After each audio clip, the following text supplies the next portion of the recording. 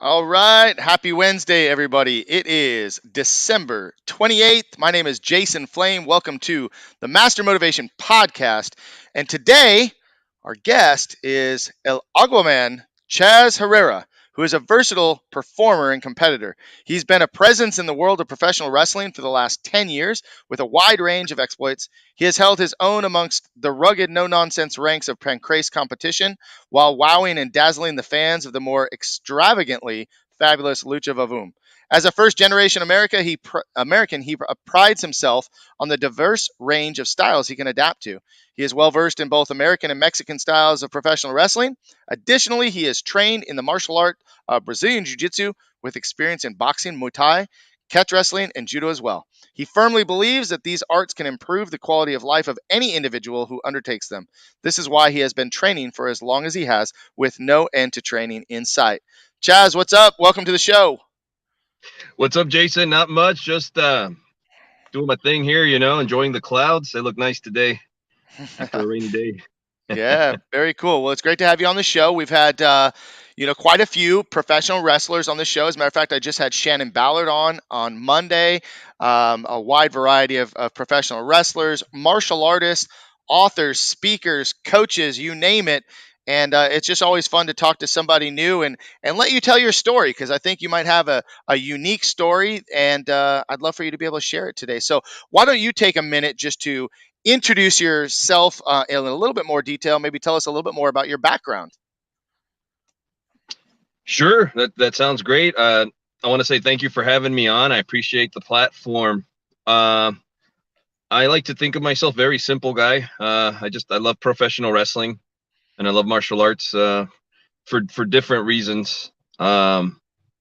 Each is its own thing, and each has its own set of benefits that can you could get from doing them. Mm-hmm. Self-defense and martial arts for me, it's been one of the main catalysts in developing me as a person, not just physically, but also in terms of like connecting with people who also have a similar passion, who we're going to be intense about achieving our goals in this sort of thing that from an outsider's point of view can look a little strange. Like, why are you guys putting on pajamas and trying to choke each other and break each other's limbs, Mm-hmm.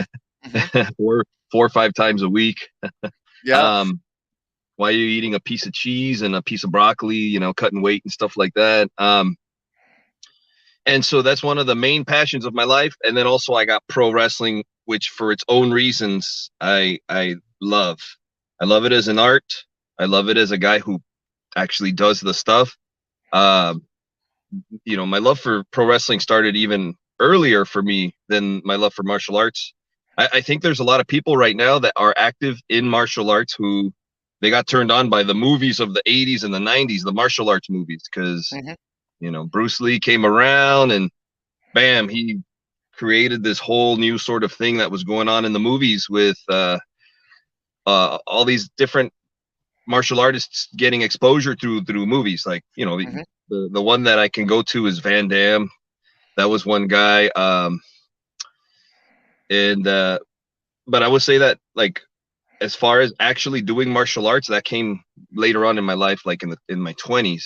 Mm-hmm. Um, my intro to martial arts was through boxing, actually. Most people don't really know that, but I had an uncle who had three of my cousins in the amateur ranks in like a really rough part of town known as Watts. And that's where they were trained. So they needed a kind of like uh, someone to practice on. That's Uh-huh. where I came into the picture at 8 years old. So that was my intro to martial arts, because I consider boxing a martial art. Was getting punched in the nose over and over and having to figure that one out, as my cousin, who was way smaller than me, kept shooting that jab straight to the nose and everything. It was a Right. frustrating sort of thing, but hey, I feel like it developed me for being in that rough environment, because there's Mm-hmm. different there's different training environments. Some are kind of like sink or swim.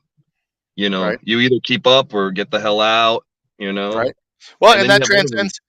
I was going to say that transcends into the pro wrestling world as well. I mean, there's definitely some times, and I'm sure you've had experiences where you've been in the ring and your martial arts clicks into it a little bit more because you go into that mode of, okay, well, is this shoot or is this a work, or like, what is this guy really trying to do right now? I mean, it's definitely happened a few times, right?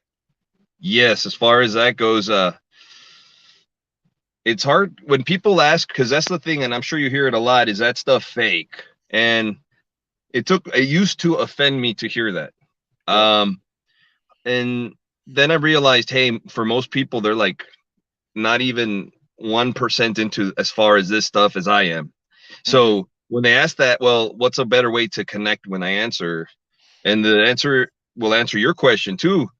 You can't really tell. You could sit there and storyboard a whole freaking sequence of events that's supposed to go down in your match, and then Hmm. somebody gets an injury in the first minute, and there goes the whole thing. And now you got to Yep. figure it out, Yep. you know? And then you also have matches where you guys didn't talk at all, hit the music, let's go out there, let's do this. And there's Hmm. no, and I've had matches like the first one where everything was sequenced, and, you know, I'm not a big fan of chops. I don't know if like the fan base here knows what a chop is, but long story short, you just pretty much slap your hand onto somebody's like chest, around their neck area. You just slap that right on there as hard as you can.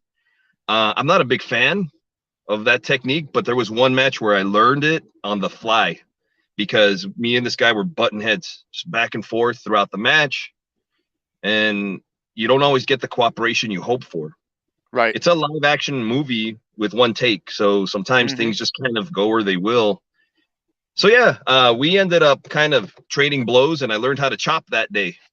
It was never my thing that I wanted to learn, but in that match, I remember the very first chop I gave him. At some point, I'm like, click, like you said, it clicked. I'm like, all right, cool. We're gonna do this. We're gonna shoot today.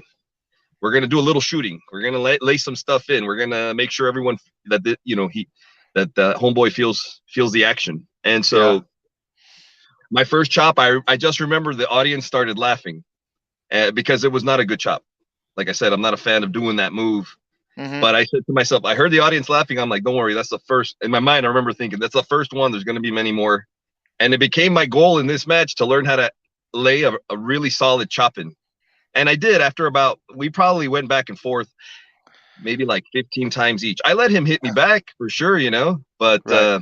that was not the plan originally. We just kept butting heads, and it turned into something like that where, speaking of Bulletproof, he was in that match. He was Hmm. the tag partner of the other guy. Um, and even he was asking if everything was okay because he knew something was up.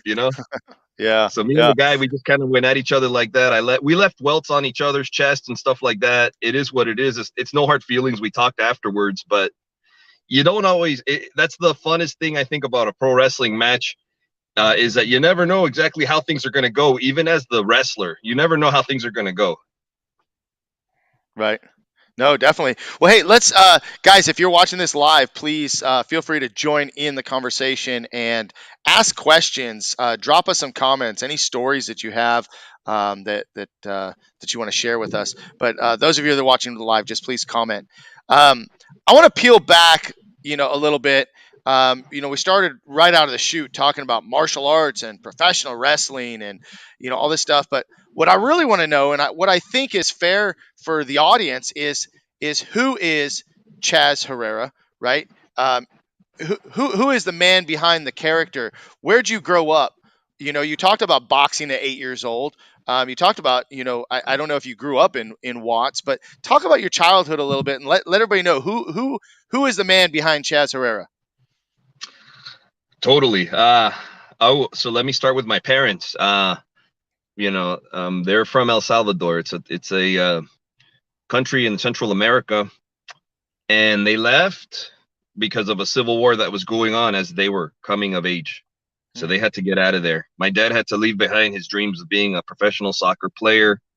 My mom, she studied to be a nurse and came here to the United States, plied her trade. They both came to LA, settled here, met here, and they had us. My dad kind of just came, and he went from selling Walkmans, for those that even remember what that is, on the sidewalk there, like a street vendor, and he built himself up to a little booth in a swap meet. And then from there, he built his own business, one that was in the city of Maywood, uh, which is about 5 miles southeast of downtown LA. And yeah, that's pretty much how he did it. He took that entrepreneur route. Um, whereas my mom stayed as a nurse, she served the community for up until 2017. She retired. Mm-hmm. And so I came up through two parents from a whole different world than where they were raising us, which was part of the reason that I think makes me very adaptable, me and my siblings. Because at home, I remember that the first 4 years, it was family members living with us. Hmm. So they were rotating in, as they were gradually bringing people in. The reason they left, again, El Salvador was going through a civil war at the time. So both of them were having, shall we say, more near-death experiences than you know they knew that there was no future there for them. You know what I Mm-hmm. mean? Like my dad, on occasion, found certain people he loved kind of just shot down dead like animals. You know what I mean? It was to that degree where he found his own father. They couldn't find him, and he came across his father that way. Like he found his father Wow. dead, shot. Who did it? Wow. That was never solved.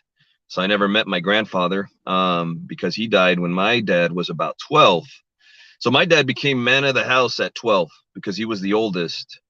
So he'd had to wake up super early, make sure things on the farm were good to go, take the cows where they had to go, make sure all the animals were fed, etc. Before he went to study. And then, he still had a childhood that he kind of had to squeeze out of there. And so he would Mm-hmm. play soccer, and that would be his thing. He was very, very good soccer player. To this day, he still coaches out there in El Salvador because he moved back. Hmm. And so that's, at home growing up, I remember we would speak Spanish in the house and not much English because everybody coming through, even though like my parents have been in the US for a long time, they both still have their accents, Mm-hmm. Right. Right. Right. um, because they So came here later. yeah. So what was it like being a first generation American? With parents from El Salvador, growing up in Los Angeles. I'm assuming this is probably late '70s or early '80s. Not sure what era we're in, but I mean, so the '80s in LA, right? What was that like for you growing up? So what was interesting, and here's one thing that I had to make sense of it as time went on over the years, was the fact that when I was um, 4 years old, I started preschool. Um, and they kind of put me in there without ever teaching me English. So 4 years growing up at in the house around the same, similar like family members and things like this. My parents' friends mostly spoke Spanish, and that's what I knew, Spanish. So at four Right. years old, I had to go to a school and kind of figure English out. And I think that was probably one of the most interesting things about growing up this way is that, and nobody really ever told me that either. Like, hey, you're gonna have to learn this whole other culture Mm-hmm. because they themselves kind of left where they came from, not out of like oh, we want to go to LA. We just want to get the hell out of this place where, our people are being prosecuted and killed like that, um, being treated very poorly. So I had to learn the culture pretty much little by little Mm-hmm. on the street and outside of the family. I had to Yeah. learn the culture separately. I think that's pretty much what it comes down to, which is why I totally get when people come here from different countries and they're like kind of lost or whatever. They don't know the Deer language. deer in headlights a little bit, right? Yes, exactly. Not really knowing how to, talk with being too afraid to even try to. That's what I learned is like a lot of people from different countries will be afraid to even try. But I Right. can understand why they're afraid Yeah. to try to communicate because sometimes people like get frustrated because they don't know the language and things like Sure. this. Or just not patient. Hey, I want to give a quick shout out. Ron Graciano is watching here, and I want to just shout him out because he's coming up on the podcast in a few weeks from now, maybe a little over a month. So, Ron, thank you for watching. And as you're watching, if you have any questions, please, or any thoughts as we're talking through this. But Chaz, you were talking about growing up LA, totally different culture for your parents for sure. But you were born here, right? And you grew up here, yes? And so, Yes, it what is. was it like? What was it like in LA? I mean, we'll get to the 8-year-old starting boxing, but like 4-year-old in preschool, not really knowing English. What was the neighborhood like that you grew up in? Was it a? I mean, did you feel like it was a quote tough neighborhood? Was it a safe place to live? Was it? Did you have good memories? You know what? It's funny. I was watching the podcast you did with Gino Rivera or Seville Alvarez, and he mentioned this too. I guess you could say I grew up in a tough area, but I didn't ever felt like I did. When I look back, I can look at the details. There was a drug dealer across the street. All right, yeah. There's a street right along where we lived called Kansas, and there was a gang headquartered there. Mm-hmm. These things never really affected me as a kid because I kind of just, we I can see why my mom would shelter us because she Mm-hmm. sheltered us a lot as kids. They kept us busy too, like piano, soccer. That's why they put Right. me in boxing as well. Um, we had a weight machine that my dad got us, so that as kids we got into fitness. Me and my brother. My brother, he's Mm-hmm. only a year and a half older than me, so you know that means a lot more when you're 5 than when it does when you're in your 30s. So, Yeah. um, And so you grew up, playing sports, getting involved in boxing, martial arts, professional wrestling. I mean, you've been an athlete almost your whole life. You also did some training, physical training as well. Is that correct? yeah, yeah, I've So done. yeah, so talk about that. How did did you just take your passion of loving to work out into an education of sports? I won't necessarily say sports medicine, but sports training, right? Yeah, getting into the mind of the athlete, learning how different people think and operate, learning different ways to train people so that they connects with them. That's something I am passionate about. And I have applied that both in like physical fitness training, martial arts training, and pro wrestling Mhm. training. Um, I guess everyone's born with gifts, and I would say that one of my gifts is communicating these physical details in a way that people can get. Uh, Mhm. it doesn't matter what their learning style may be. And so and that's something I strive to get better at as time goes on. Because I'm still, like I told you earlier, I was with the boys here training just right now, and we have our students, me and Robbie Phoenix, we run our classes here in West Covina for pro wrestling. I connected with a coach, a strength coach of mine, who I had about 12 years ago. He helped me get over a broken leg, and he's opening a gym in Whittier, the city of Whittier. So I'm helping him with that on the martial arts aspect. Hmm. And then physical fitness training, I'm not really so involved in right now, but I've helped people lose weight, put on muscle, that kind of stuff, learn good technique, breathing technique, good form, etc. Mhm. Like I said, like you mentioned in the introduction, I feel like a lot of problems that people feel that they have can be handled by training regularly. A Mhm. lot of them, because anytime you train, not only are you getting a physical aspect of like the benefits from the physical aspect, which is muscle tone, you're more flexible, you get good oxygen in, and you also get you get to release those feel good chemicals in your body that they're ready to be released by getting that oxygen flowing. So you could be depressed for a day, and then you go hit the gym for 30 minutes on a treadmill or something that Mhm. you like, and now you feel good. That's It's right. literally like a little cheat code or something like that.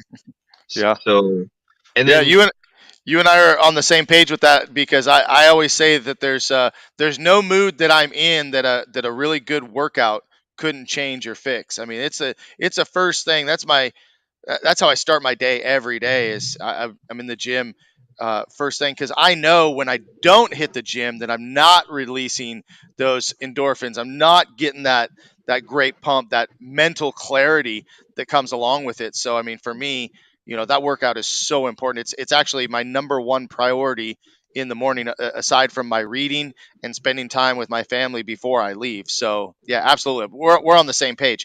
And by the way, Rose Velasquez is watching. She says Chaz is awesome. what's up, Rosie?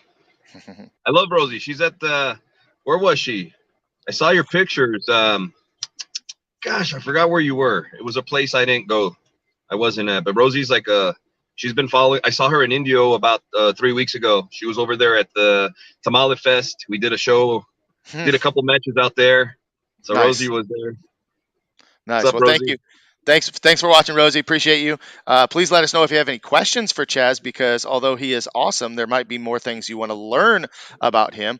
But we were just talking about, physical fitness and being able to connect with people on different levels. Again, that's another parallel that you and I can talk about, is the fact that I've been teaching martial arts since 1990, and I have encountered everyone from a 3-year-old to a 63-year-old to the elite athlete to someone with no coordination, someone that learns more physically, some people that learn more verbally. Everybody learns different, and I think that's a very unique skill. No matter what you're doing, is being able to connect on their level. And I think that the mistake that some instructors or coaches make is they teach one way or they coach one way to everybody, and I think that makes it very difficult to connect. So yeah, so let's talk more about that. I mean, just keep going with where you're at. And by the way, we got another viewer, Jessica Trejo, says, "Let's go, coach." So she's excited to watch you today. What's up, Jessica?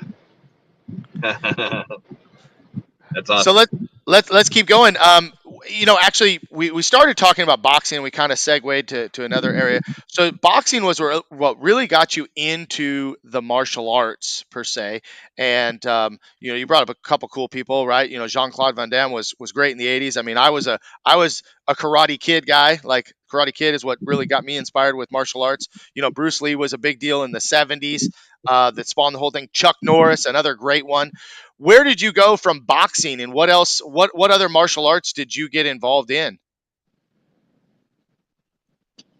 Um, can you hear me? I can hear you. Yep. Can you hear me? Yes. Okay, Okay. Awesome. Sorry. Are you I had driving? a little. My phone was overheating. I had to put it in front of the to cool off. But we're good now. Okay. Um, Good. You're not driving, are you? no, Okay. So we're being I'm just safe. in the Okay. Good. car. But just a. Shit.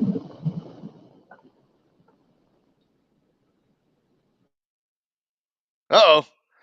We lost Chaz Herrera. Well, he'll be right back, guys. He's just turning his phone back to regular, and I think his phone is overheating. But listen, while you got me and just me for the next minute until he gets back on here, let me know. We got a couple of viewers still watching. If you have any questions, and by the way, I'm always looking for new guests to get on this show. I would love to help you tell your story. Like I mentioned before, Ron Graciano will be on our show in not too long, and we got a lot of great guests coming up.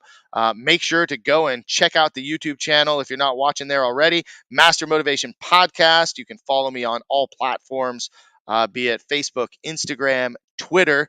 Learn more about this show, a little bit more about myself as well. And guys, we're just on a quick break, waiting for Chaz Herrera to get logged back on. Oh, look, my wife is watching. Hey there, handsome. I think so too. Thanks. Hello, beautiful.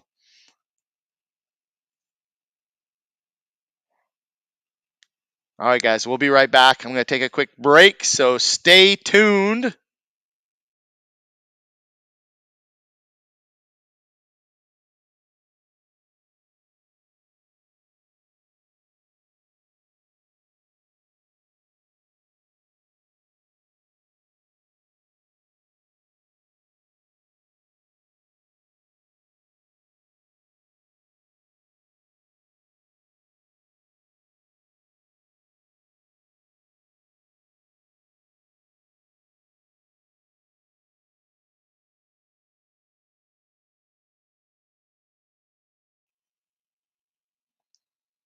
All right, I'm back. Still waiting for Chaz Herrera to get back on, but you got me for a couple more minutes. Ron Graciano, thank you for that, pointing out that gold nugget. We were just talking about coaching and how we coach, but coaches need to train in a way their students need to learn. I just think that's so important, because sometimes we're preaching as we're teaching, and we're speaking through the person or over that person, rather than directly into them and making that connection. So, uh, thanks for pointing that out. And true leaders make it about others and not about them. I often talk about with guests on the show that it's not about me, it's all about we, and making that teamwork. Teamwork makes the dream work. Well, guys, listen, I apologize. We had some unexpected circumstances with Chaz Herrera and his phone and connection. Looks like he might not be able to get back on. I'm going to give him about 60 more seconds to get on. If he's not able to get on, I'll go ahead and conclude today, and we'll see if we can get him back on a future show. But wait, he's back. Sorry Chaz about that, Herrera. Jason. It's Had a few all good. Hey, technical listen, difficulties. listen, it's just like we were talking about a few minutes ago in the ring. Like sometimes you just got to adjust on the fly, and you just helped me practice my improv monologue for about 2 minutes. So we're still going strong. We still got a viewer count, and I'm excited that you're back. So last thing that we were talking about, Chaz, we were talking about, you started boxing at 8, and then you got involved into some more pro wrestling. I'm sorry, martial arts, but pro wrestling came into your life even before martial arts, right? So were you a fan of pro wrestling growing up, and who did you love to watch? I love pro wrestling. It's one of my earliest.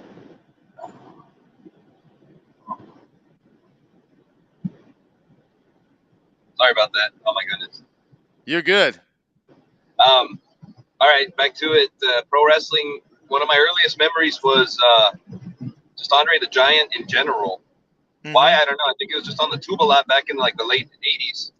Commercials and TV shows, movies, and I just remember being like finding him very interesting and scary at the same time.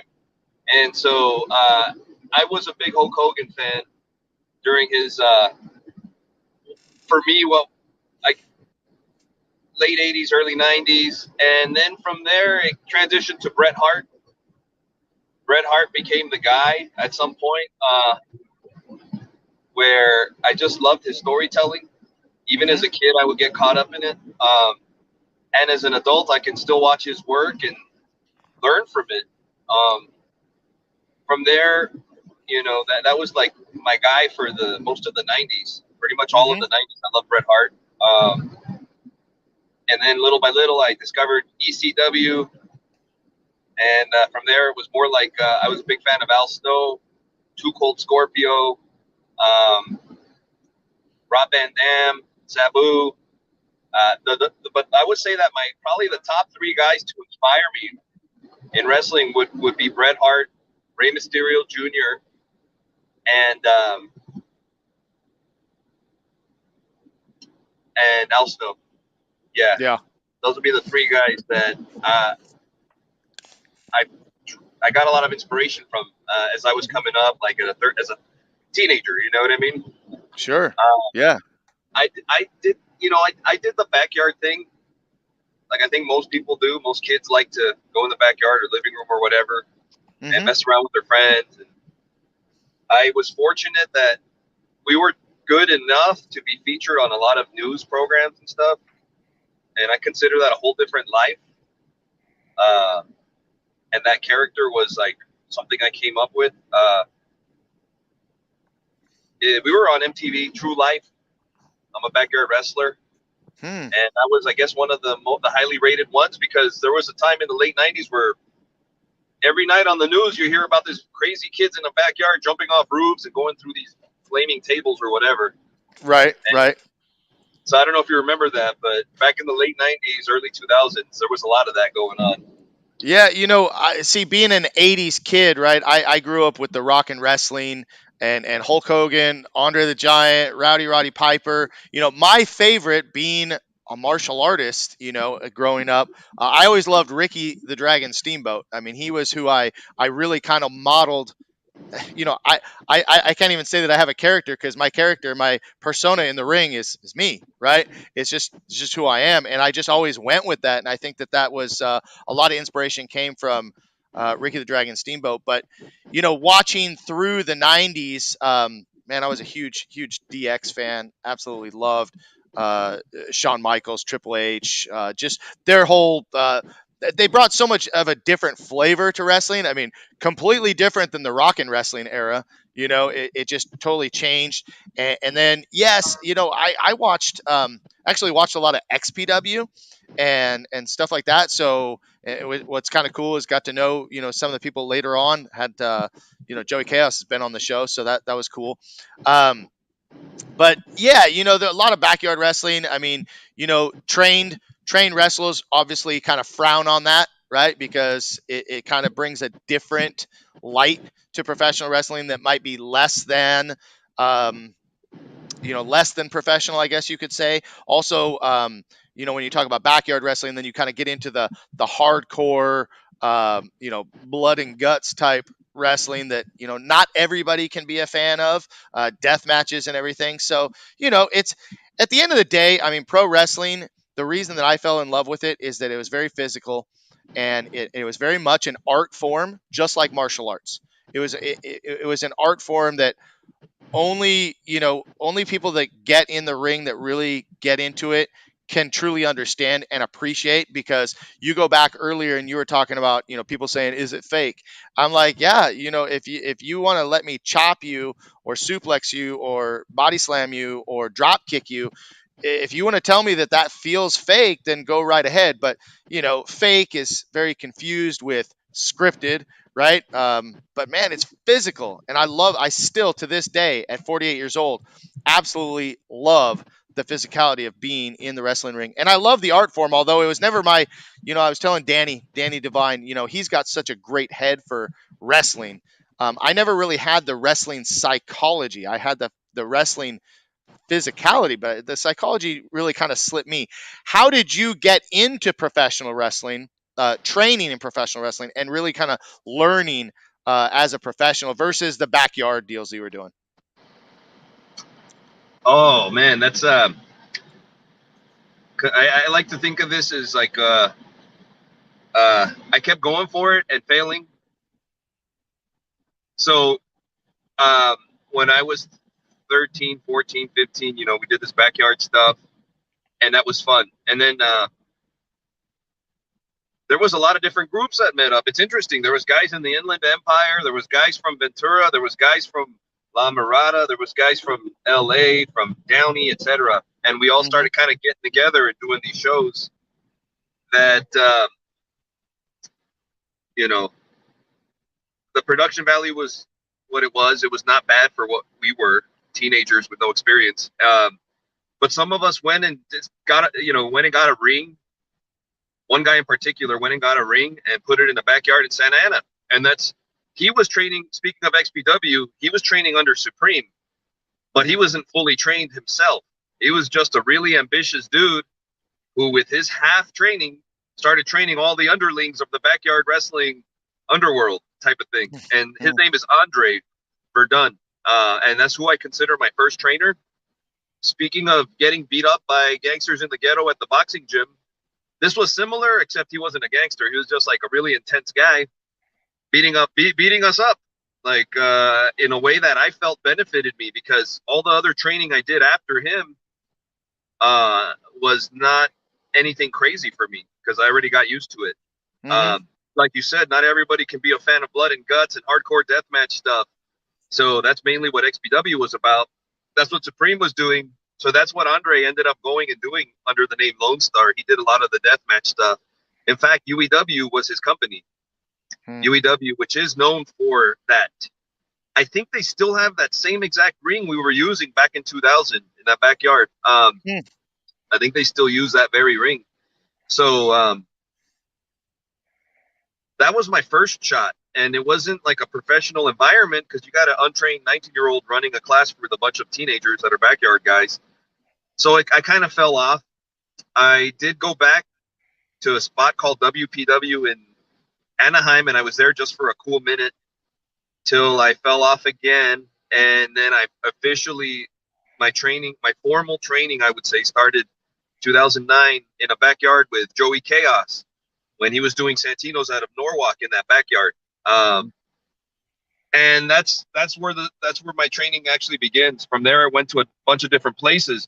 Speaking of, like, I'll just list and so I contribute and my trainers: Joey Chaos, Robbie Phoenix, who I'm still involved with as training under him and alongside him. We're running these classes here in West Covina. Mongol Santino. I got to give him props because he taught me quite a few things too, how to move around in the ring, how to communicate with my body. And then from there, Los Luchas, Zocre and Phoenix Star. I'm very grateful for what they've done for me. I was with them for about 5 years, just training under them. I did a few classes under Superboy, who's taught me a lot as well. And speaking of Shannon Ballard, I was under him for quite a minute there too. I love training under Shannon Ballard, who was on your show on Monday. Yeah. Yeah, he speaking of psychology, he's the guy that really broke that stuff down to me and taught me how to structure the thing so that the audience, you can take them on a ride. Put it that way, because that's what you want to do with these shows. You kind of want to hypnotize that audience and have them follow you in what you're doing. So Roddy Piper, I love to read the autobiographies of these guys that I grew up watching because they always share wonderful gems in their books. And Roddy Piper's one of the main ones I learned from him, and his book was if you give them a great beginning and a great finish, they'll forgive a lot in between. So when I read that, I stopped trying to be in control the whole time of the match, and I started realizing, speaking of connecting with your students and the different ways they think, I started realizing I can just use this skill in the match. Like, what is the audience giving me? Right. They're going to give you what they want to see. They're going to respond to what they like. They're going to stay silent when they don't like it, whatever it is. And so that's when I started applying that little quote of Roddy Piper's, very powerful quote of Roddy Piper's. I feel like my matches started getting a lot better because I was making it about the audience instead of myself and what I wanted to do in the match. So yeah, recently I was training under Acero Dorado, who's one of the local Lucha Libre legends in LA.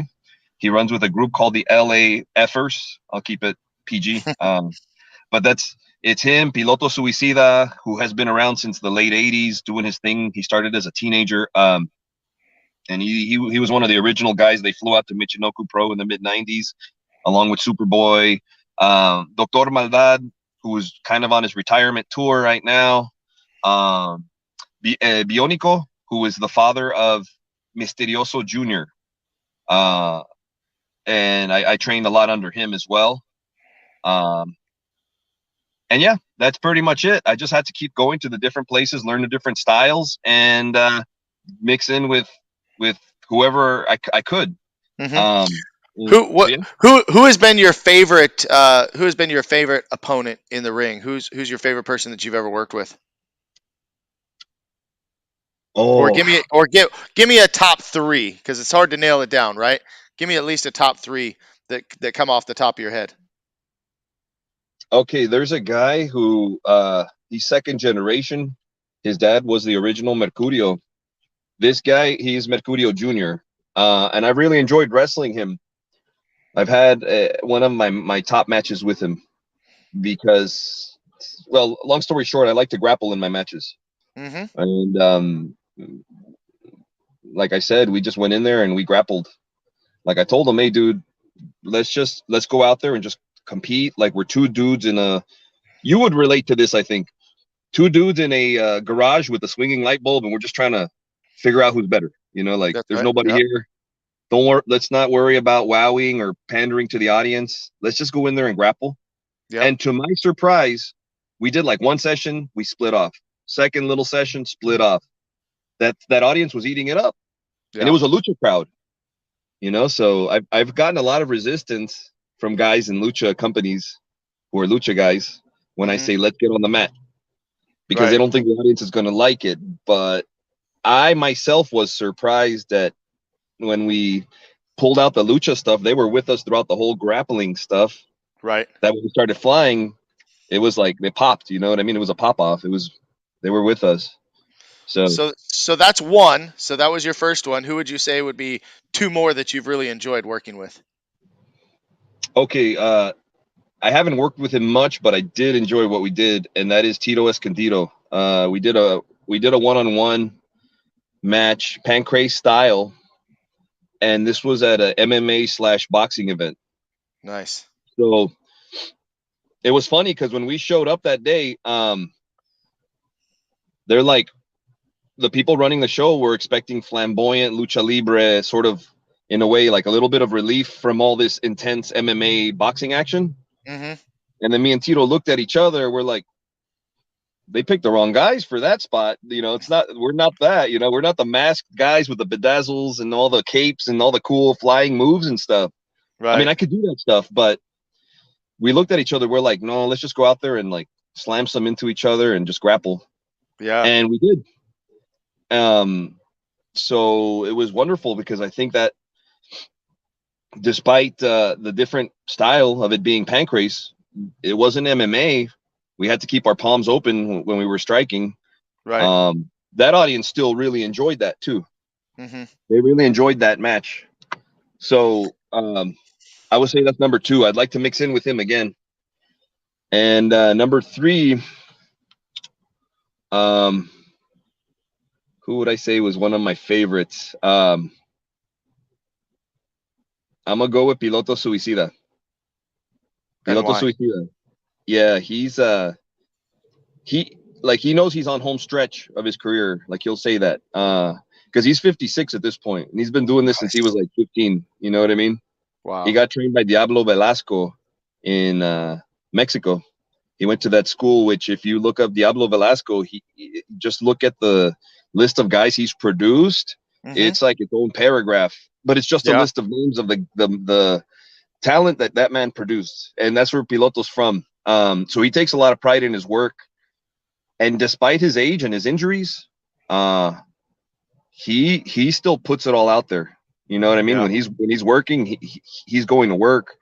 You can't tell he's injured when he's injured, and so the the the last match I did with him was 1-on-1, and that was in Indio for the Michelada Rumble heavyweight title. Um, and yeah, like that was like a really fun. It was a really fun, challenging match. Yeah. In the end, uh, it, it was kind of interesting. We were both on the top rope, and something slipped. He fell. I fell on top of him, and the audience thought we were both injured. And I guess he did get injured because his rib was messed up after that. Because I landed on him. It was not like a nice clean finish. It was more like Rocky 2, but with someone landing on top of someone else hard. So, Yeah. and I So managed to those are pin him. Huh? so those are your top three. Those are your top three people. I know that's always hard to kind of nail that down. What is your proudest moment in the ring in your career so far? I'd have to say that it would be winning that title. Uh, Not because I won a title, but just the whole thing put together. It was something Mm-hmm. that I knew I earned Mm-hmm. because in pro wrestling, like the belt is what you make it. So for that company, I can honestly say I worked my way to get that shot, Mm-hmm. that title shot, and then when I got it, I knew it was like a sincere endorsement of what I had done for the company. You Right. know what I mean? Because I Right. never went in politics for a belt. I never felt I needed a belt. I Mm-hmm. just love to perform. Mm-hmm. And if it's black trunks, black boots, it's all good. If it's a full bedazzled costume with funny, like different pattern of hair, whatever, depending on the audience, it is what it is. I just like to perform. Yeah. Um, I don't, and so when they gave me that belt, and also the endorsement I got from Piloto, because I beat Piloto Suicida for that belt. So the endorsement from him meant a lot to me because I remember watching him wrestle on the indie scene as a kid, and I know he has a reputation too of he's not like he to the new guys he can be a little harsh. So the fact Mm-hmm. that he would endorse me that way at the end of the match and shake my hand and raise my hand, that meant a lot to me. Mm-hmm. Yeah, no, I mean people don't understand because if we know that pro wrestling is scripted and that things are set up right, you still feel a sense of accomplishment when someone kind of puts that trust in you. Whatever that title might be, and depending on who you've had the chance to work with. I mean, like you said, you get that endorsement from someone that puts you over, and I think that there's still some pride to be had in that even though we know it was a decision to be made, not something that we necessarily fought for, right?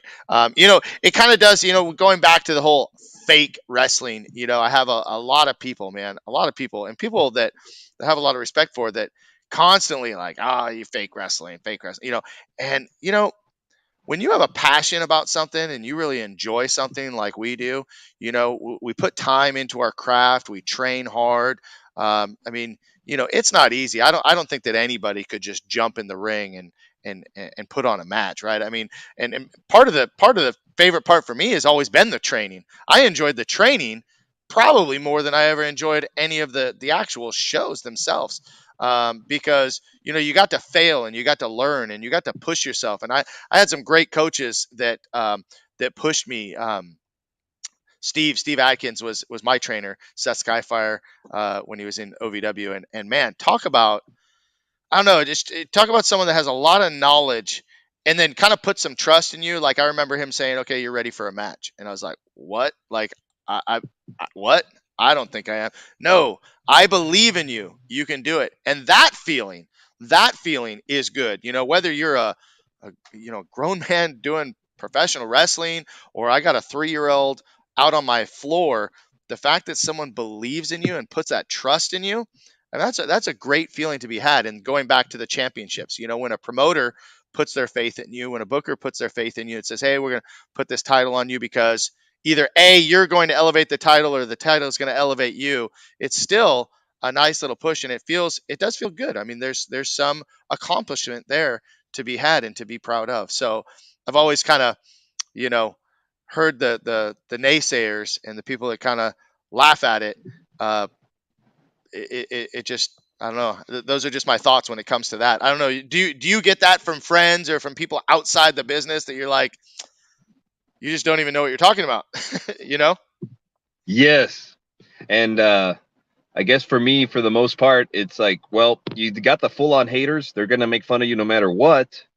And then you got people that are, you could actually, I don't want to say convert, but the way you approach them calling it fake could make them into a fan. Because I did have a lot of haters.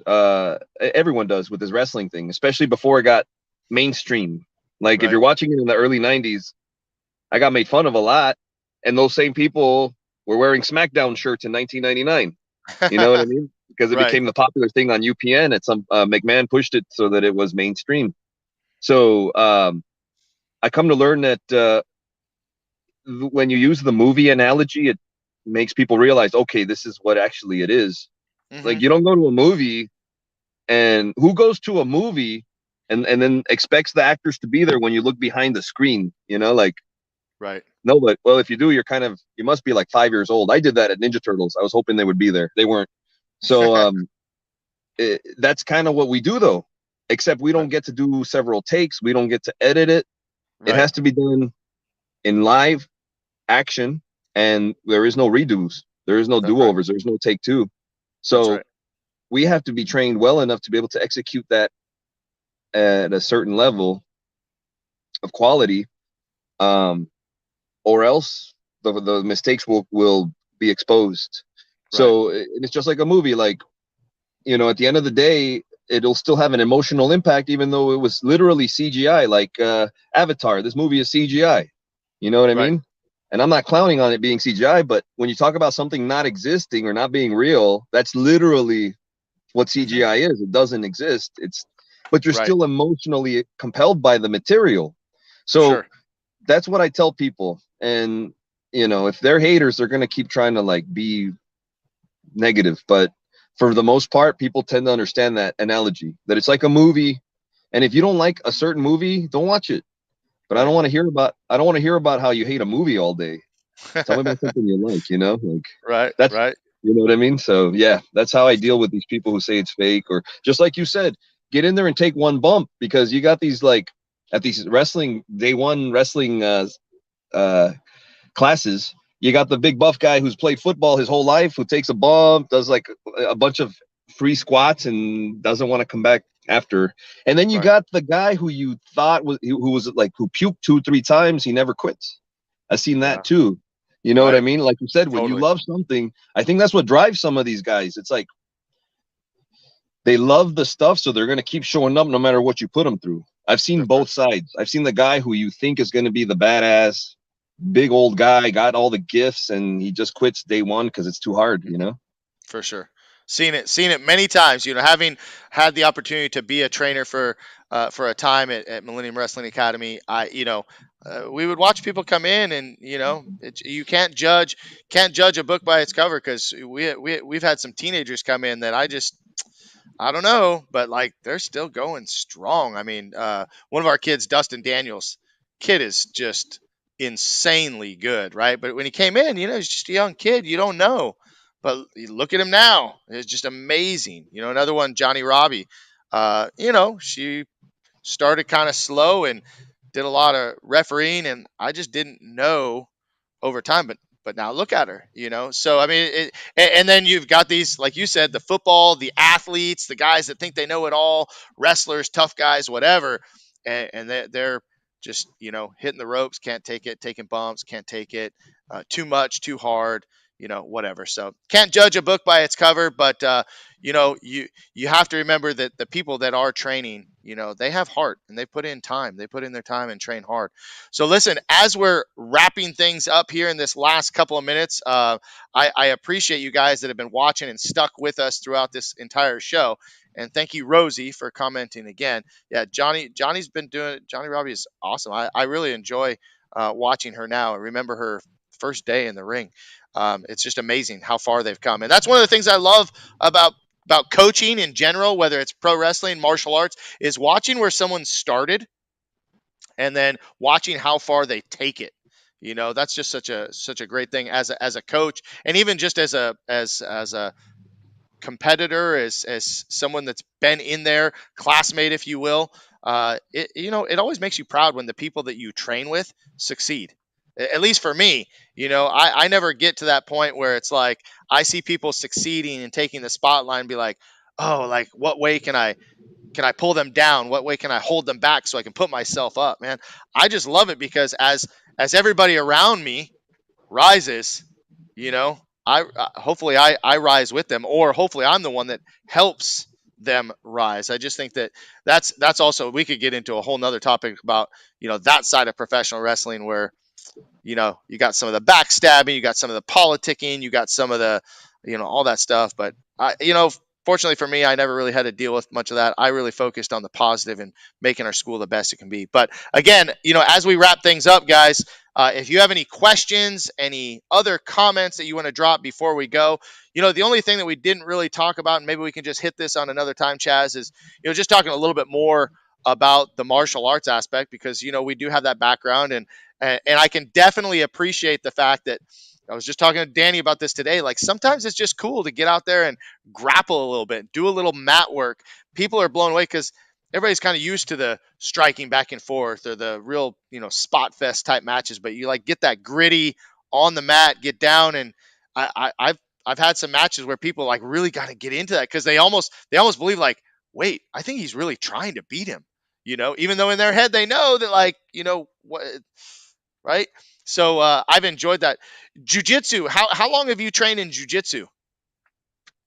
Oh, I discovered jujitsu for myself in 2009. It was what, March 2009. Okay. I went to this one academy that I'm still a member of in Huh? Santa Fe Springs called New Breed, and they had a boxing class, and that's what I was there for. But I was late that day, so I took this free set of pajamas, put them on, and tried this hugging stuff for one time to get a workout in. And I remember I was glad I was sweating so much, because I was actually in tears too. I mean, I was getting choked out. I was getting my limbs extended. I was blown in a way, fatigued in a way that I'd never been fatigued before. Right. It blew my mind. And I was like lifting weights heavy at this time, but I kind of abandoned all that and just started grappling. One of my first instructors was is a woman named Valerie Worthington. And to get to be a fit 22, 23-year-old guy, Mm-hmm. 6 feet, full of muscle and all that, and getting choked out by a woman who is like in her late 30s and weighs maybe 120, 25 pounds over and over again, because that lady was good. She was Yep. experienced at the time too. I think she was a brown belt when I first came across her. And then Yeah. Christian Lopez was another one of my original instructors. But yeah, it's been a journey where been on and off with jujitsu. Um, I love the art, and I continue to study it. Um, and so yeah, it's been about what 13. We're going to 14 years next month. It'll be that Yeah. from the day that I walked into that academy. Well, jujitsu can be a very humbling sport, a very humbling art. Because, like you just said, right, 125-pound woman that's much smaller in stature, just has that skill to be able to tie you up like a pretzel, and you gotta when it comes to jujitsu, and I think that this should be said about professional wrestling. I mean, sometimes you just gotta check your ego at the door because there's always someone better, no matter where you go. And if you can keep that ego in check and be open to learning, and that's where, again, whether it's jujitsu, in martial arts, Tong Soo Do, Krav Maga that I teach, professional wrestling, man, if you hang on to that ego too long, you're going to hit the ceiling very quickly and your growth is going to be stunted from that. So, I'm just happy to hear that you're still sticking with it and you're still training here and there. I mean, the great thing about martial arts is that you can literally maintain it as a lifestyle and do it um, forever. I mean, you just got to adapt. So, anyway, well, hey, Chaz, thanks for the time today. Apologize to our audience for a couple little mishaps on the technical difficulties, but we worked it through and we had a great chat today. So I appreciate you telling stories and sharing a little bit more about yourself. I hope that everybody watching got something out of this. And if you did, subscribe to the YouTube channel to check out some more upcoming interviews, and do us a favor and share this video so all of your friends and family can learn more about Chaz Herrera. So, hey, Chaz, stick around for about 60 seconds as this video plays out, and we'll have a quick chat before we go. But thanks again for being on the show. You got it, Master Jason. I appreciate the platform. I appreciate your time. Absolutely. Well, thanks again for your time, and we'll talk real soon. Hang out for about 60 seconds. Sure.